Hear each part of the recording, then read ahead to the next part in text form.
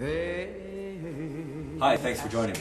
This lesson talks about arranging chord melody. Chord melody is a method of playing guitar where you play the chords and the melody notes at the same time. It's a pretty interesting way to play jazz guitar, and I certainly enjoy it. We're going to be looking at the song Smoke Gets in Your Eyes. I think it's a tune that everybody knows, and we're just going to add chords just to the first measure, and I'm going to do this in the key of E flat, and I'm going to use all of the chords in the E flat harmonized scale. I'm not going to deviate from that scale at all. So I'll show you the scale, and then I'll show you the very simple technique for playing and arranging chord melody diatonically. Great, so let's get started.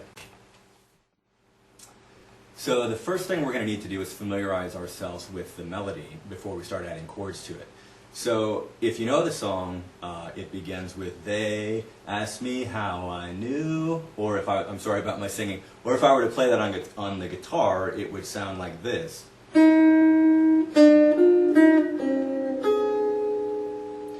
So I think everybody's familiar with that. So let's look at just the single notes that I just played, and we'll talk about how to add some interesting chords to that. So here's the sheet music for the song Smoke Gets in Your Eyes. I got this right out of the real book. This is in standard notation, and it has the chord symbols on top and the melody notes written in staff.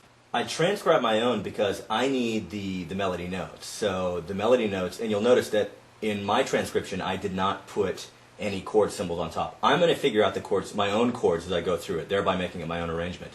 But I'll borrow the melody notes from the lead sheet. So that would be E flat, D, F, E flat again, C, and then A flat. If I were to sing that, it would go, "They asked me how I knew." And so we're going to chord that up right now. Now in that particular piece of music, since all of my melody notes, the notes on my treble side, since all of those notes are in E flat, I'm going to use the E flat harmonized scale to select the chords that I'm going to use to harmonize this tune. So again, that melody is "They asked me how I knew," and if I chord that up, it's going to sound like this. And all of those chords came out of the E flat harmonized scale. Let's take a look at that scale so you can know what kind of chords that you're working with. So here is the harmonized scale that we're going to be using. It is a chord scale. The first degree of our chord scale is going to be the E flat major 7. That's the 1 chord. 2 chord is the F minor 7. The 3 chord is a G major 7. The 4 chord is an A flat major 7. The 5 chord, that's the tension chord, that's going to be a B flat 7. The 6 chord is a C minor 7. And the 7 chord is a D minor 7 with a flatted 5th. However, you don't need to think about these things because any of these chords can be used in any combination and they will work. Are there better ways to do this? Of course, certain chords have a stronger resolution to each other. But because these chords are in the same chord family or chord scale, any one of them will work. So we're just going to go on the concept that we can use these chords in any order that we want.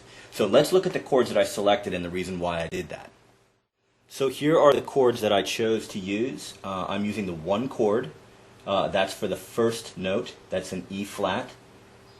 Then for the D, this note right here, I'm going to use a G minor 7. That works out because that's in our scale. The F right here, I'm not going to play a chord for that one. I'm going to leave that one just as a single note. Then I'm going for the B flat, and I'm going to catch that note, that melody note, by using a C7 sharp 9 or a Hendrix chord. And then this C right here, I'm not going to play a note or a chord for that. I'm just going to leave that one open as well. And then for the last one, the A flat, I'm going to chord that up using an F minor 7. So that's going to be E flat, D, and F. Again, the chords are going to be E flat major 6. I'm getting that note, that melody note right there. G minor 7. And I told you I was going to play the F open, and there it is.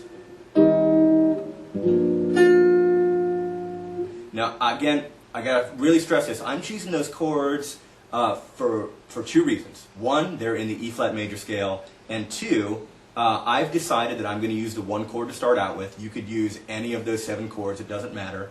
But I've got an E flat root note right here, and I've also got that E flat melody note down here. I've got this one and this one. The notes that I put in between, that's what's going to decide the chord. So after these three notes, they asked me, we're going to play, we need a chord that's going to get that E flat melody note, and I'm going to use a C7 sharp 9, that E flat's right there at the bottom. The C, I've circled it on the staff because I'm going to leave it as a single note. I'm not going to chord it. And then we're going to finish off that phrase with, I need a chord that's going to give me an E flat in the melody, and I'm just going to use a regular F minor 7. And that E flat I'm going to catch right down here. You can see that's going to be on the E string on the 4th fret.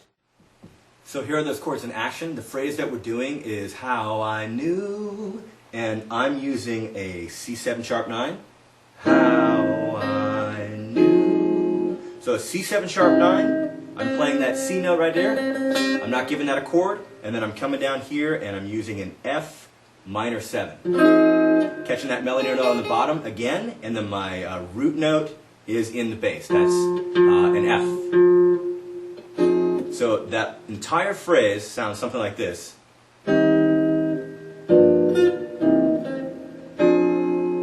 And the phrase that we just worked on, again.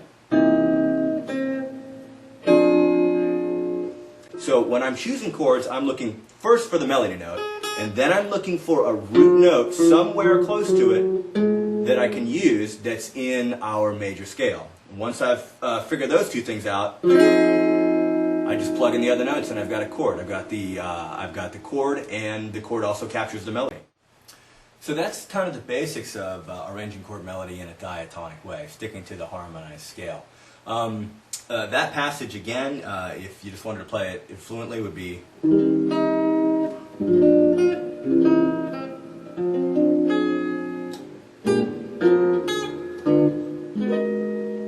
And you could go on and on and on, just so long as you're picking up the root note for the chord, which is in the harmonized scale, and the melody note of the song. You got to combine both the melody note and the chord.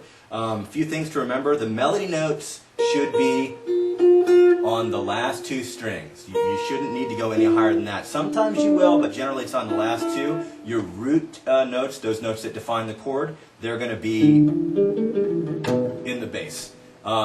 Just kind of construct those two. Think about the relationship between the melody note and the root note of the chord, and you should be in business. One of the books that I use faithfully, I constantly referring to it, is it's Chord Chemistry by Ted Green. I know you jazzers out there know what I'm talking about.